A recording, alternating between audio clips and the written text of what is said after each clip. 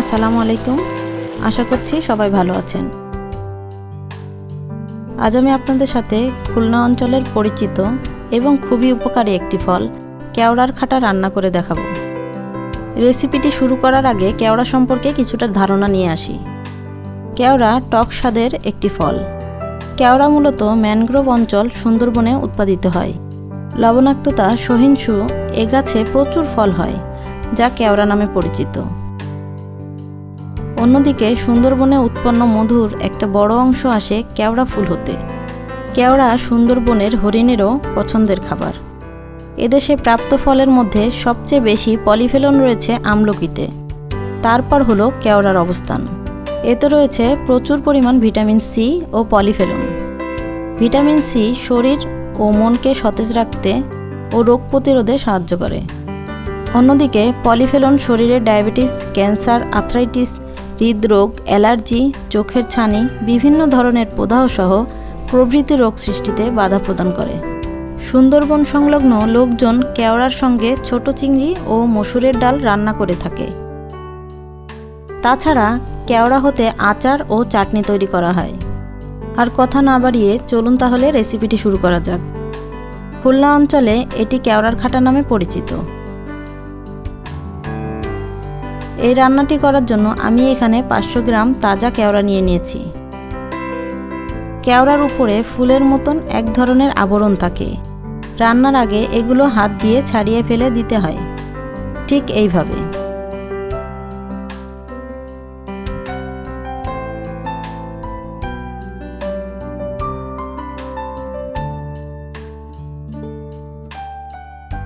এই কেওড়ার খাটা রান্নার জন্য যে যে উপকরণ লাগবে চলুন এক নজরে দেখে আসি।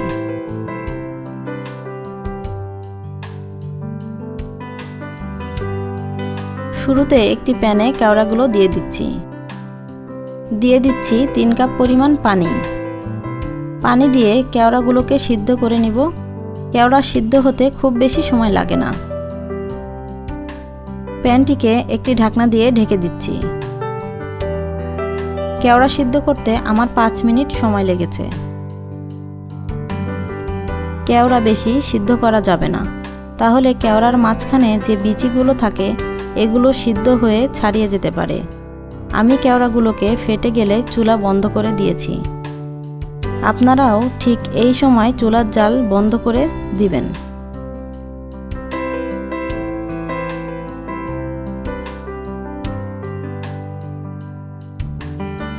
এবার এগুলোকে ঠান্ডা করে নিচ্ছি। এগুলো ঠান্ডা হয়ে গেলে আমি হাত দিয়ে কেওড়ার বিচিগুলো থেকে খোসাগুলো হালকা করে ছাড়িয়ে বিচিগুলো অন্য পাত্রে তুলে নিচ্ছি।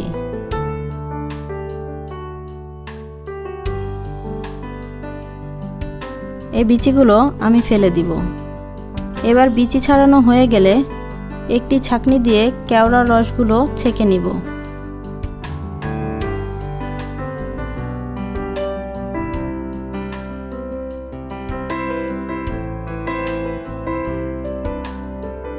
এবং খোসাগুলোকে হাত দিয়ে চেপে চেপে রস বের করে নিব।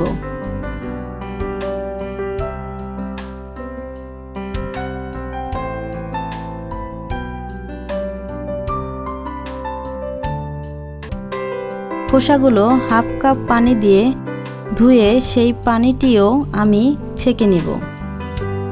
কেওড়ার এই রস দিয়েই আমি কেওড়ার টক বা খাটা রান্না করব।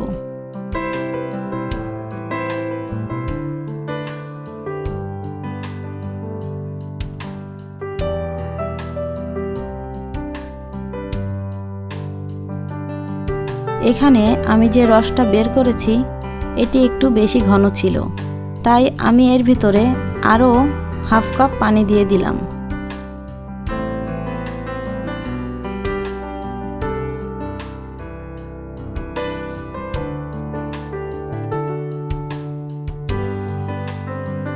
এবার মূল রান্নায় চলে যাই।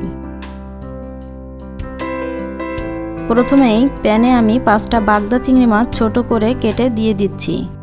আপনারা ছোট চিংড়ি মাছও দিতে পারেন।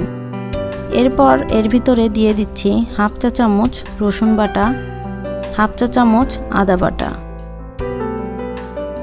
হাফ চা চামচ হলুদ গুঁড়া, 1 চা চামচ লবণ ও হাফ কাপ পানি। এগুলো ভালোভাবে মিশিয়ে চিংড়ি মাছগুলোকে জাল করে নিচ্ছি, যাতে করে চিংড়ি মাছগুলো কাঁচা না থাকে।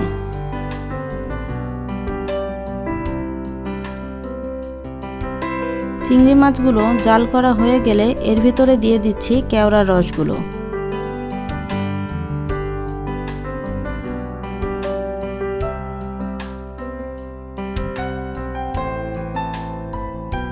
কেওড়ার এই রসগুলো সব কিছুর সাথে মিশিয়ে অপেক্ষা করছি বলক আসা পর্যন্ত। কেওড়ার রসগুলো ফুটতে শুরু করেছে। আমি 6 মিনিট ধরে এই রসগুলোকে ফুটিয়ে নিয়েছি।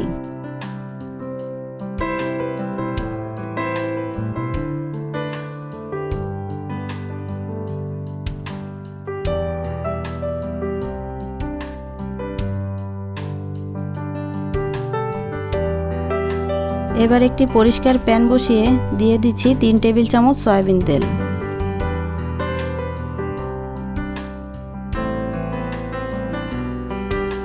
তেলটা গরম হয়ে গেলে এর ভিতরে দিয়ে দিচ্ছি সাদা সরিষা 1 চা চামচ।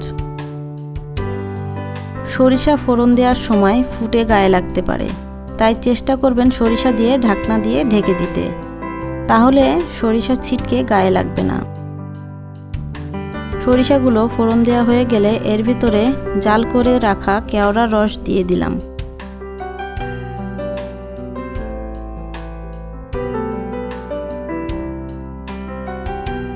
সব কিছু মিশিয়ে আরও 2 মিনিট জাল করে নিচ্ছি।